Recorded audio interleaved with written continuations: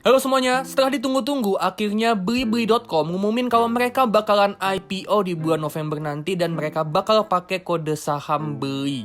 Nah, dipakai buat apa dana IPO-nya dan apakah saham Blibli ini menarik buat buy untuk tujuan investasi jangka panjang? Itu semua bakalan kita bahas di video ini. Sebelum kita mulai, jangan lupa subscribe, tekan lonceng supaya kalian up to date sama channel Todopedia dan jangan lupa juga share ke teman kalian siapa tahu berguna buat mereka. Oke, yuk langsung aja kita mulai.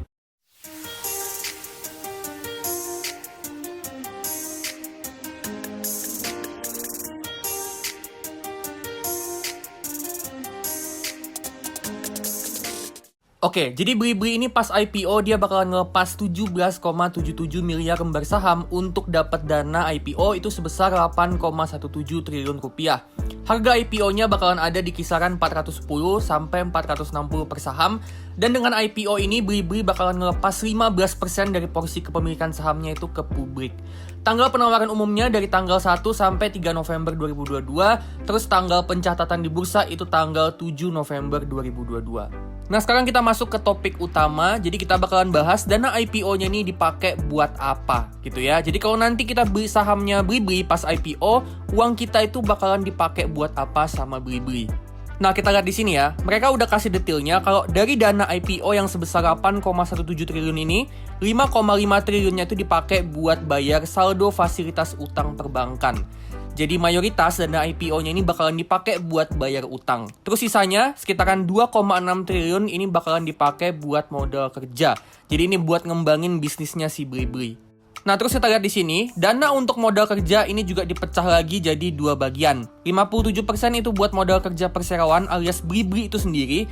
Terus 43% sisanya buat modal kerja anak usaha mereka yaitu GTN Global Ticket Network alias Tiket.com. Jadi buat kalian yang belum tahu, Tiket.com itu sekarang anak usahanya Blibli.com. Jadi kalau kita breakdown nih ya, dana IPO-nya 5,5 triliun itu buat bayar utang, 1,52 triliun itu buat modal kerjanya Blibli, sama 1,14 triliun itu buat modal kerjanya Tiket.com. Nah, pas ngeliat ini, gue sebenarnya kecewa banget sama IPO Blibli. Soalnya ini dana 2,6 triliun yang dipakai buat modal kerja, ini menurut gue kecil banget. Kenapa kecil? Soalnya kalau kita lihat di sini ya, tahun lalu aja Blibli itu cetak rugi usaha atau operating loss itu sampai 3,7 triliun.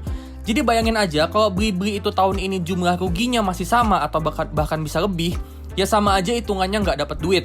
Dapat suntikan dana 2,6 triliun tapi bakar duitnya itu sampai 3,7 triliun. Terus dana 2,6 triliun yang dipakai buat modal kerja ini juga termasuk kecil kalau kita bandingin sama IPO-nya Bukalapak sama Goto juga, di mana dana IPO mereka itu selain lebih gede daripada Blibli, dana IPO mereka itu hampir semuanya dipakai buat modal kerja. Tapi sisi positifnya ya, semua utang berbunga itu udah dilunasin. Jadi Blibli bisa lebih leluasa buat pakai duitnya buat ngembangin bisnis tanpa perlu khawatir sama beban bunga pinjaman. Apalagi di masa-masa kayak gini ya, suku bunga naik yang ngebuat bunga pinjaman bank itu jadi naik, plus ada potensi resesi di tahun 2023. Jadi penting banget buat punya cash yang banyak dan utang yang sedikit. Nah, sekarang kita lihat income statement. Ini revenue dari tahun 2019 ke tahun 2020 naiknya cuma dikit, tapi di tahun 2021 ini growth-nya tinggi banget sampai 2 kali lipat. Dari tahun 2021 ke 2022 juga kita lihat di sini untuk semester pertama tumbuhnya juga udah 2 kali lipat lebih. Blibli ini juga udah cetak gross profit atau laba kotor yang positif dan growth-nya juga sampai 2 kali lipat year on year di tahun ini. Nah, revenue sama gross profit yang tumbuh 2 kali lipat ini nggak lepas dari total processing value atau TPV-nya yang juga tumbuh 2 kali lipat year on year. Buat yang nggak tahu apa itu TPV atau total processing value, itu jumlah transaksi jual beli yang udah diproses sama diselesain sama Blibli.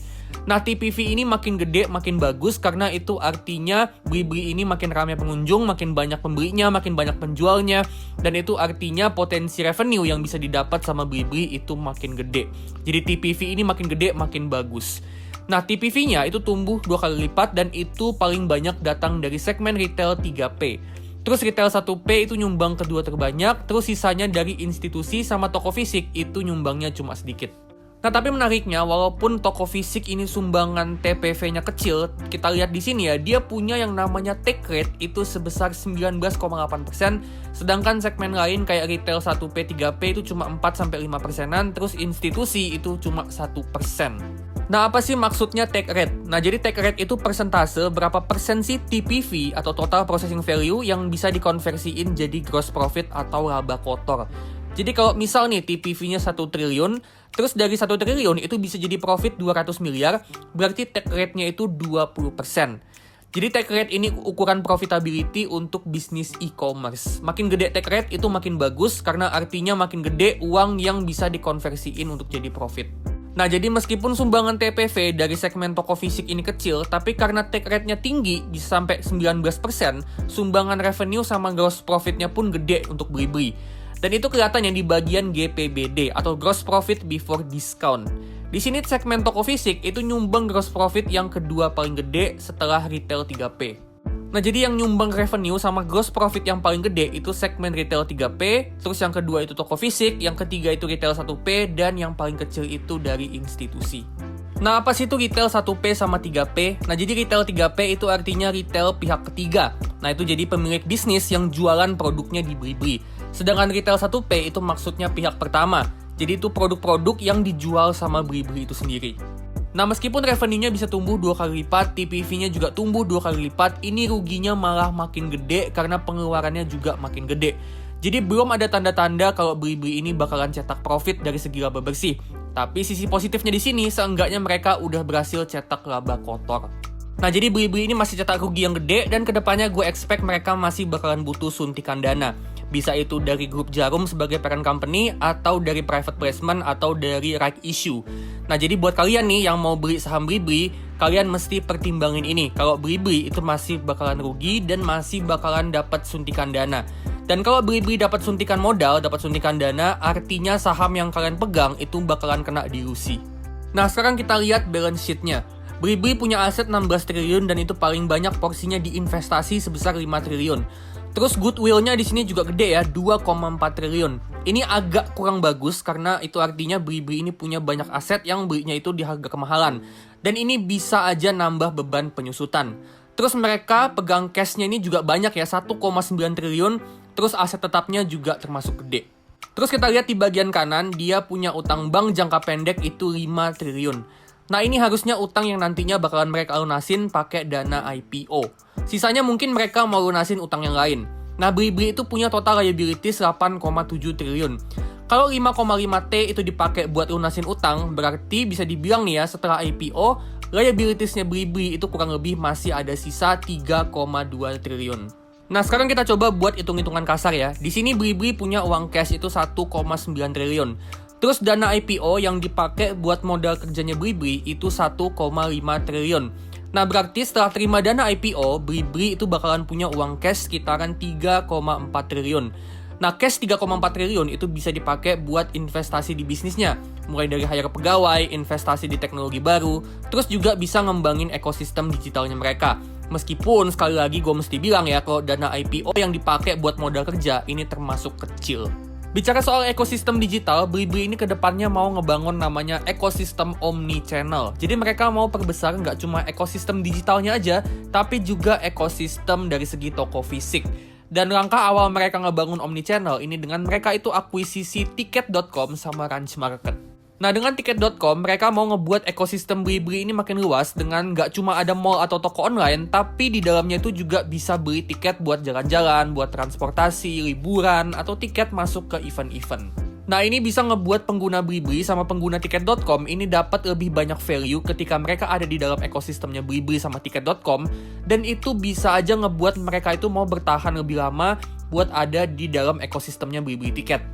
Kalau mereka bisa buat user itu bertahan lama di ekosistemnya, itu juga bisa punya potensi buat nambah total processing value atau TPV yang tentunya bisa dikonversiin jadi revenue sama gross profit.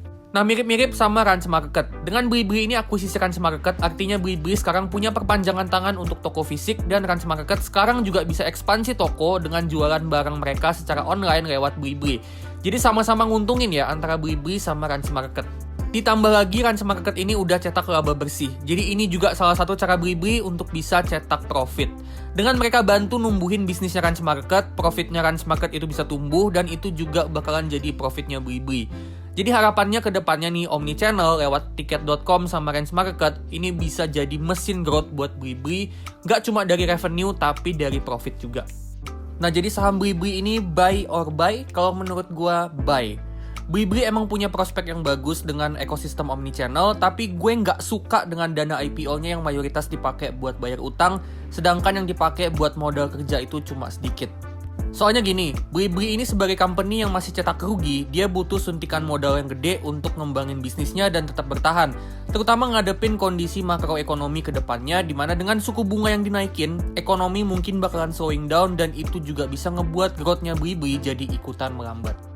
Oke, so itu dia ya, IPO saham Blibli atau kode sahamnya BLI. Nah, buat harga wajarnya saham Blibli ini nanti mungkin gue bikin di lain video aja ya, karena gue sendiri juga masih belum tahu mau ngitung harga wajarnya saham Blibli ini pakai metode apa, gitu ya.